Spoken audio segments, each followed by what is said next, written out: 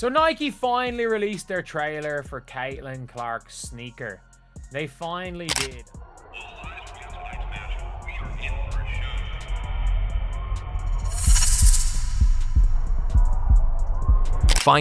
Finally, after months of watching Nike fumble their golden goose, they've gone and done something that makes sense.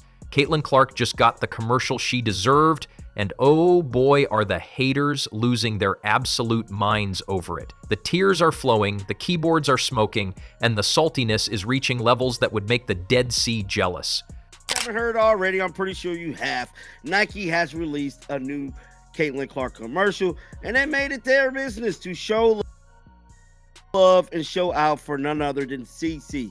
Now, we know fans has definitely been in odds with the company ever since signing Caitlin Clark. A lot of people feel as if they put Caitlin Clark on the back burner.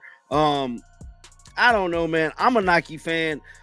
I know a lot of people going to disagree with me on this, but I think Nike was strategic with their Caitlin Clark growth. People could be mad about it or feel whatever way they feel about it. But one thing I can tell you is that I feel as if they were strategic. Nike dropped that Kobe commercial for Caitlin's new PE sneakers, and it's like watching the company finally remember why they signed the most magnetic player in basketball. The woman who single-handedly dragged women's basketball into prime time, who fills arenas like she's distributing free money, finally got an ad that matches her energy. And the critics? They're fuming. Caitlin Clark and Nike are officially dropping Caitlin Clark's Indiana Fever player-exclusive Kobe 5s in just a couple weeks. So this shoe was first seen being worn by Caitlin and was thought to be a colorway made just for her up until just a couple days ago, where Nike's official images of the shoes got leaked and the announcement was made saying that everyone will now have a chance to wear her. Let's talk about what Nike just unleashed. This isn't just a commercial, it's a statement. When Caitlin sits down in that chair, laces up those Kobe 5S, and her eyes morph into those snake-like slits channeling Kobe's Mamba mentality, Nike is telling the world exactly who runs this league. The visual effects, the cinematography, the whole vibe, it's premium. It's the kind of treatment reserved for superstars, not the scraps they've been throwing at women's basketball for decades. We got something for Caitlin. We got Mamba Caitlin. We got Mamba Caitlin. Where is the Mamba Caitlin? There we go. We have the Mamba logo. We have Caitlin on demon time right now. But yeah, it's good to note that they finally announced it as Caitlin's, as a Caitlin logo. Or sorry, as a... But here come the usual suspects, crawling out of their caves to complain. Why is she getting all this attention? What about the other players? This is too much for a second-year player. The same tired chorus that's been whining since Caitlin stepped foot on a professional court. They don't want to admit what's staring them in the face. Caitlin Clark is the face of women's basketball, and Nike finally had the courage to market her like it. Now, people felt the type of way, about Caitlin Clark getting these PE shoes. A lot of people felt as if she should have her own signature shoe, which she should. She very should. But guys, I don't think there's any player that got a Kobe PE, bro. Like, do y'all know who Kobe was in the basketball world, bro? I'm just saying, like, Kobe didn't allow, even his family, I'm pretty sure, it's not just going to give his signature shoe to just anybody. You know what I'm saying? Like, other NBA players ain't even got. You know what the best part is? Those shoes sold out in 5 minutes. 5 minutes. People were camping on the Nike SNKers app like it was a Travis Scott drop. The $190 0 cents retail price? Gone faster than you could refresh the page. Within 2 hours, they were already flipping on eBay for $375 0 cents. And by the end of the day, StockX had them listed at an average of $365 0 cents, with some pairs hitting $800 0 cents. That's the Caitlin Clark effect in action, not some manufactured hype. These things is some fire. I'm telling you, where there's smoke, there is fire, and these things is hitting so hard. And who got a bot? Who a shoe plug? Because I need 2 pairs. I need one for the sneaker wall, and I need one for my feet, because these things is hitting right here. And no, I don't want to pay $600 on. If you are enjoying, please subscribe. Meanwhile, the critics are seething because Nike finally acknowledged what the numbers have been screaming for over a year. This is the player, who drove WNBA viewership to its highest levels in 24 years. The league averaged 657,000 viewers per game, and 19 of the 22 games that topped 1 million viewers featured Caitlyn's Indiana Fever. She didn't just move the needle, she snapped it off and launched it into orbit. But let's address the elephant in the room that's got everyone so twisted up.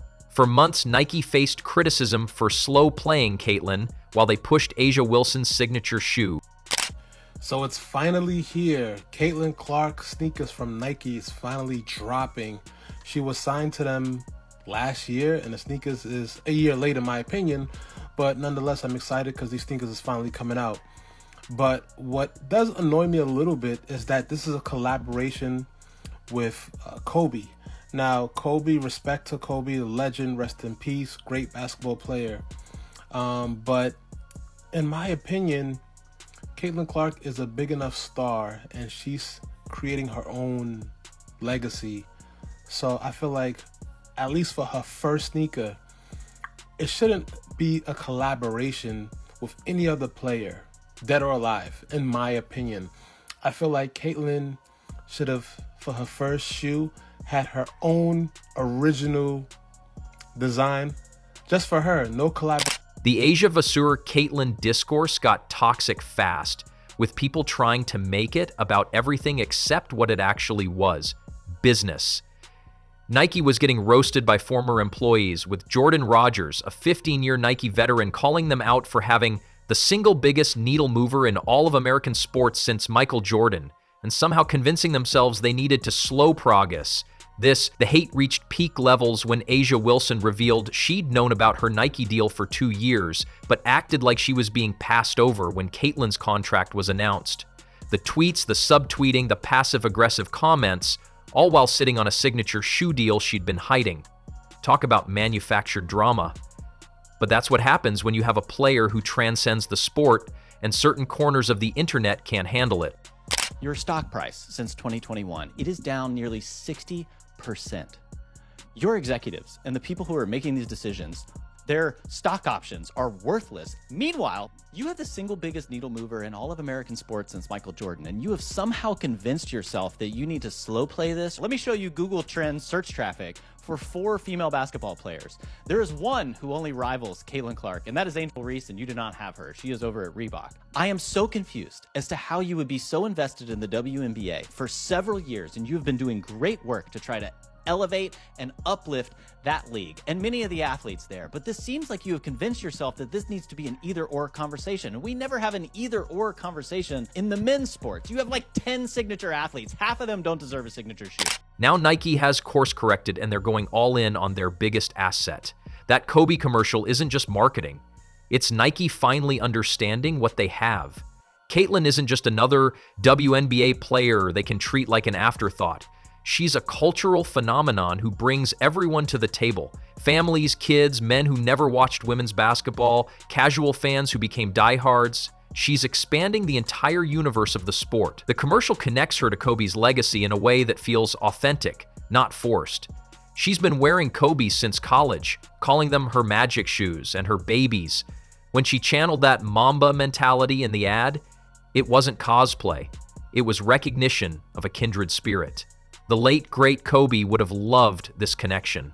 A player who approaches the game with the same obsessive dedication, the same killer instinct, the same ability to make everyone around them better. The long-awaited, highly anticipated Caitlin Clark player exclusive, not her signature shoe. Remember, they're not creative enough to think of that. But that should be coming out in a few months as well. But the player exclusive, they're starting to give it the push. This is the rollout. We got a clothing line coming before the holidays. Let's see how many resources Nike puts behind Caitlin Clark now that we're going to start getting some of her merchandise coming out, and fans are indeed. But here's what really has the haters pressed. Nike is finally treating Caitlyn like the Assad she's always been. Not the co-headliner, not the also featuring act, the main event. Her signature shoe is reportedly dropping later this year, and you can bet it's going to break every record in women's sports marketing.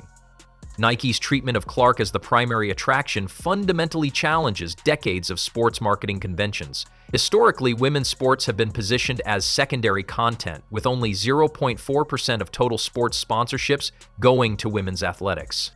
By placing Clark at the center of major campaigns, including their first Super Bowl advertisement in nearly 3 decades, Nike is demonstrating that female athletes can command the same premium marketing treatment traditionally reserved for male superstars. The $28 million 8-year deal she signed, that's looking like the bargain of the century now.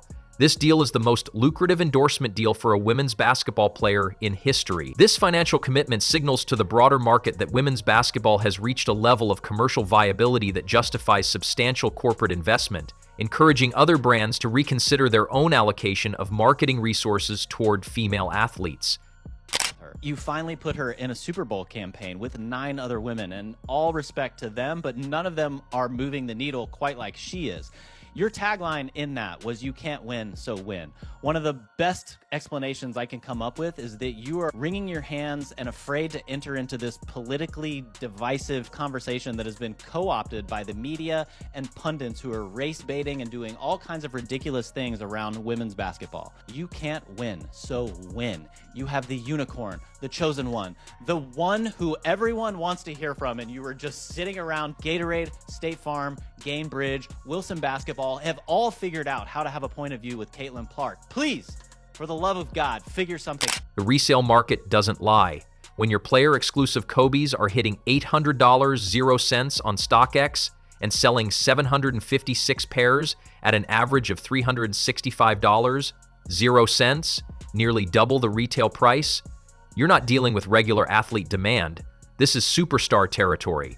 This is Jordan-level cultural impact. The fact that only 13,000 pairs were made for the initial drop just proves how much pent-up demand exists for anything Caitlin Clark touches.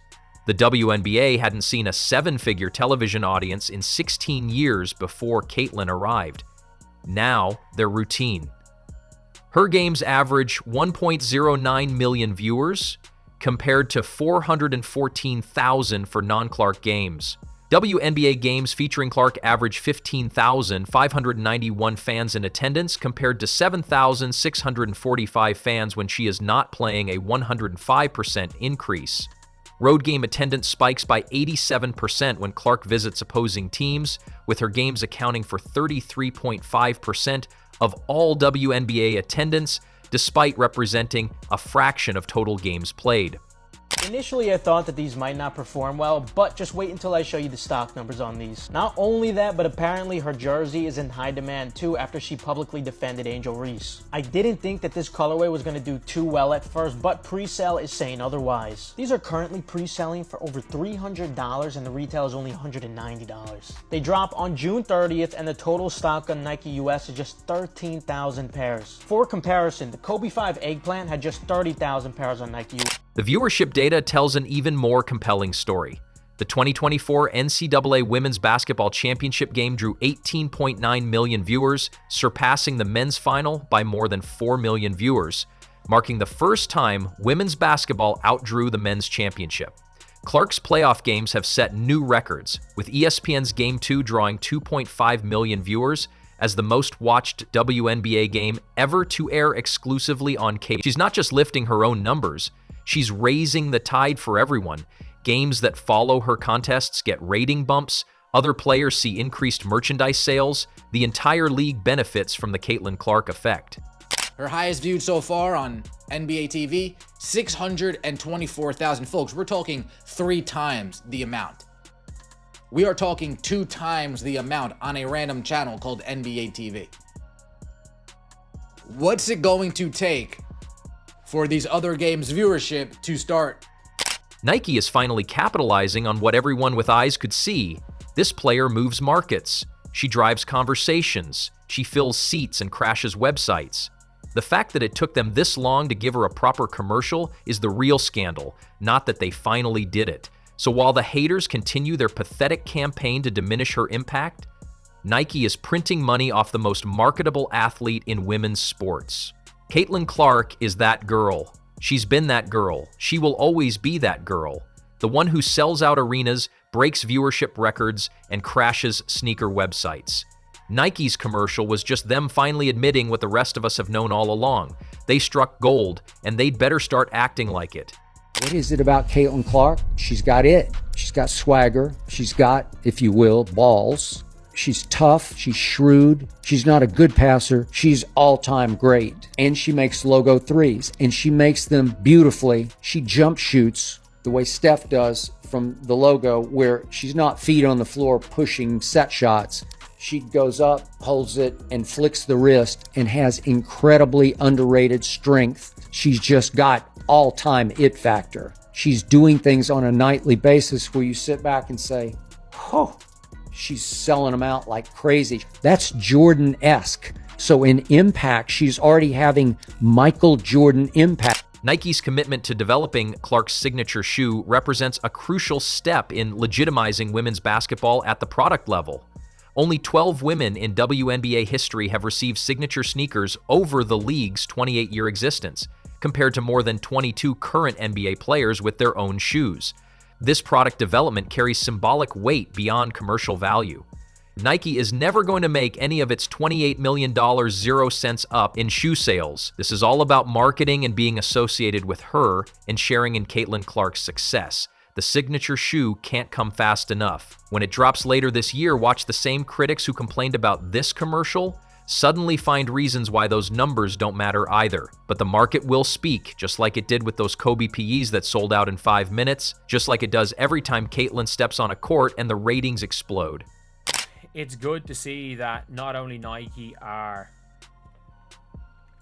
doing this, but Nike actually are willing to say, you know what, yeah, we'll give Caitlin her PE.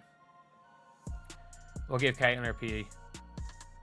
And I wonder what way the Haitlins are going to twist this. I wonder what way the Haitlins are going to twist. By treating Clark as the aside rather than positioning her alongside male athletes or as part of ensemble campaigns, Nike establishes new standards for how female athletes should be marketed. This approach moves beyond tokenism toward genuine recognition of female athletes as primary attractions capable of driving business results independently. Nike's recognition of Caitlin Clark as the aside fundamentally transforms women's basketball's profile by creating a multiplier effect across viewership, attendance, media coverage, corporate investment, and cultural perception. This strategic positioning establishes new benchmarks for how female athletes should be valued and marketed, creating sustainable momentum that benefits the entire women's basketball ecosystem while demonstrating the commercial viability of women's sports as a premium entertainment product. And the haters can stay mad while the rest of us enjoy watching the most exciting player in basketball continue to rewrite the rules of what's possible in women's sports. The Caitlin Clark era is just getting started, and Nike is finally ready to ride the wave they should have been surfing all along.